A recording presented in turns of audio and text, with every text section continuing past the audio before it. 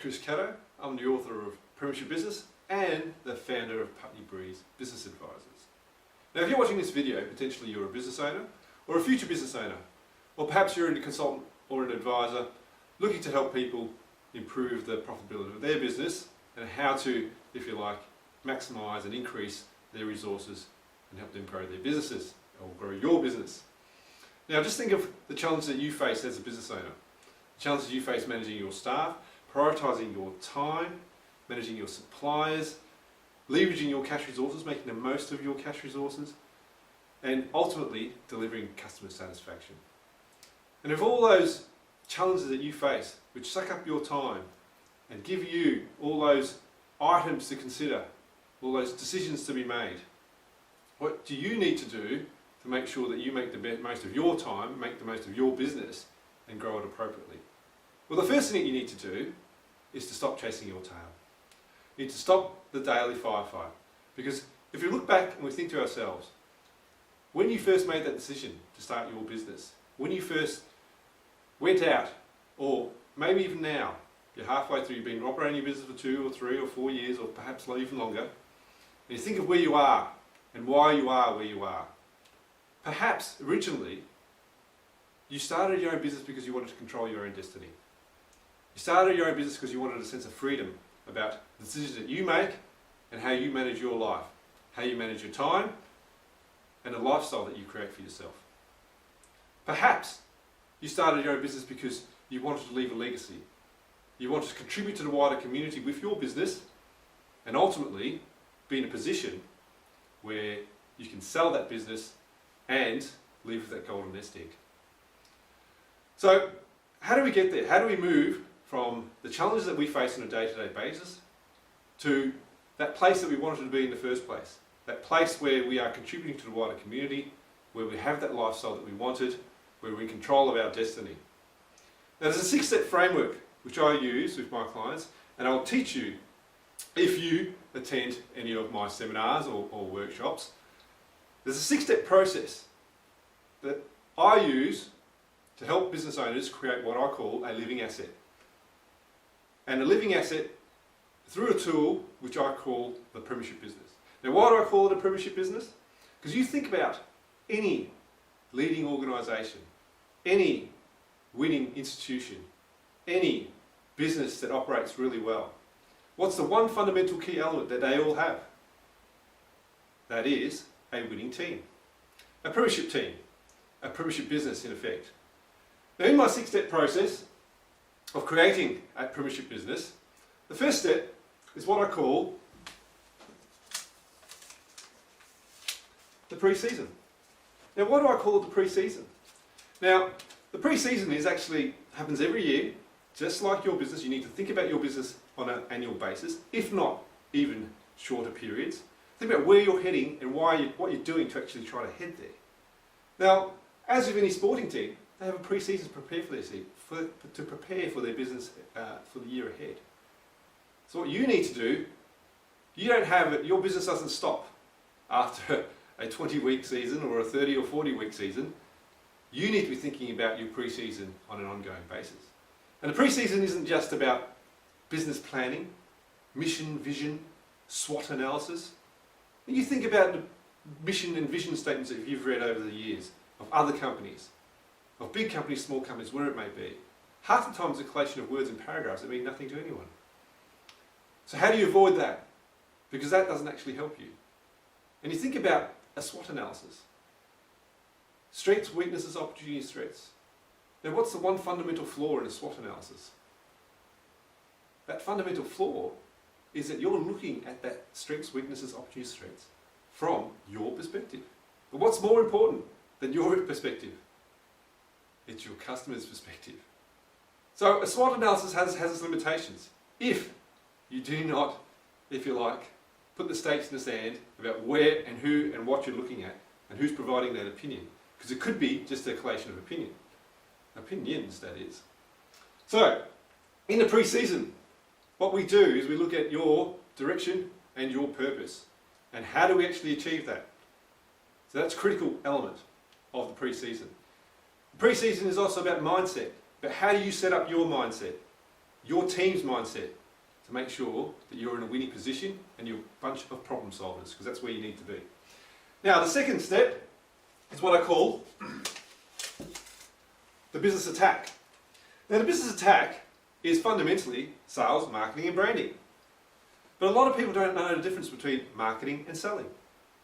And that's what we do at Business Attack. We look at your business and analyse and workshop and help you think through what are you doing in your marketing and what are you doing in your selling. Because marketing is actually about communicating value, but more important than that, the first step is actually finding your market. Where is your market? Where does your community congregate?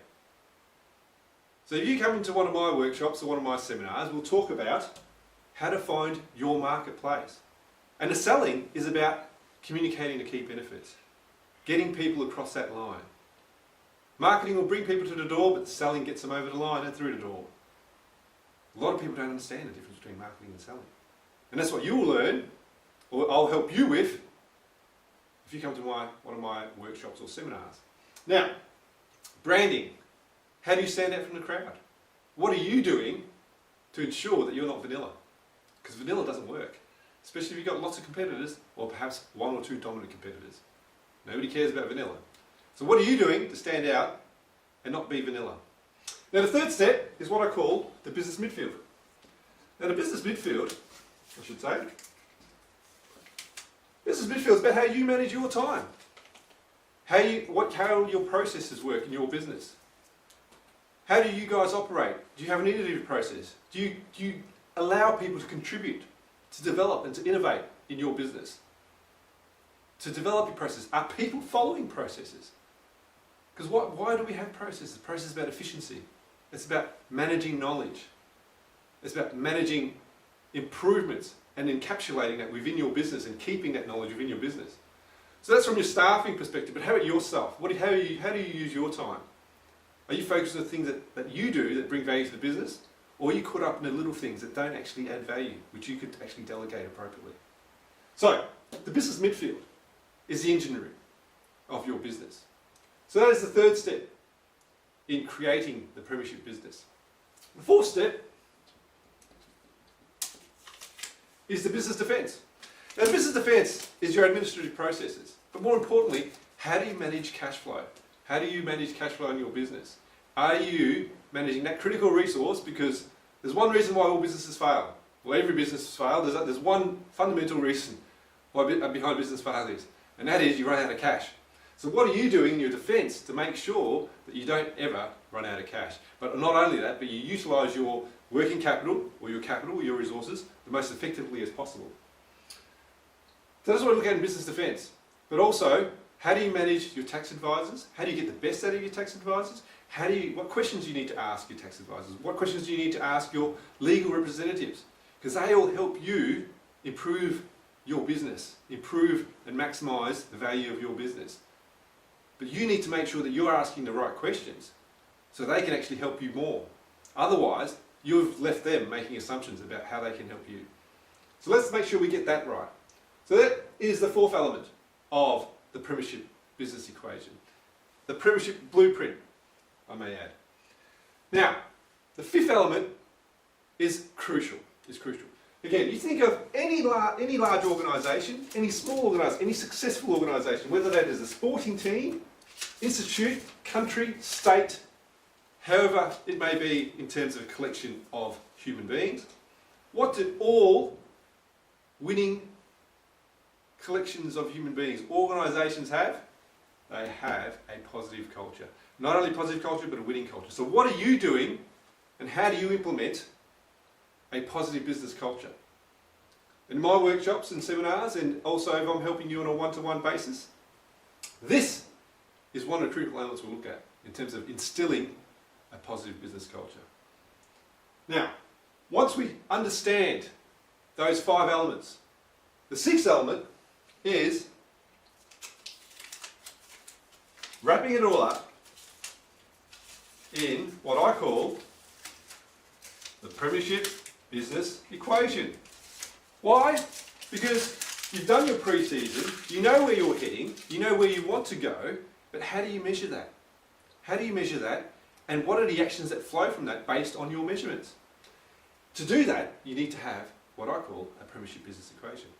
Because ultimately, what are we trying to achieve? Ultimately, if you are just employed and your business does not run appropriately, or your business cannot run without you, fundamentally, it doesn't matter if you've got 10 staff, 20 staff, 30 staff, if your business cannot run without you being there, fundamentally you're just self-employed.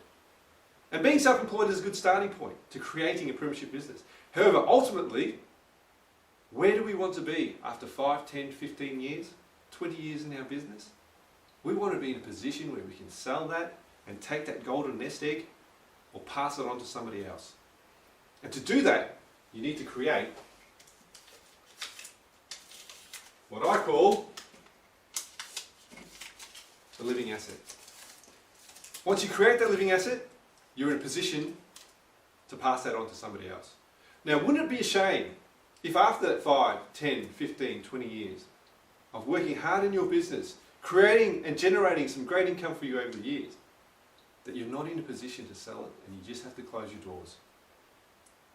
Now that is a position that we don't want to be in. Instead, we want to be in a position where we have a big party, we've passed it on to somebody else, and if you've made so much money from selling your business, you might even want to perhaps provide a small percentage to your staff or the charity that you admire.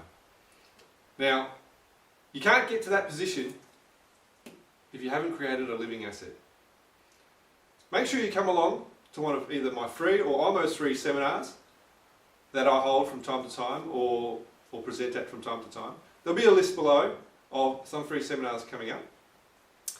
Make sure you come along. Make sure you come along to seminars so I can teach you more about the Premiership business equation and how potentially you can implement that within your business. Thanks for your time.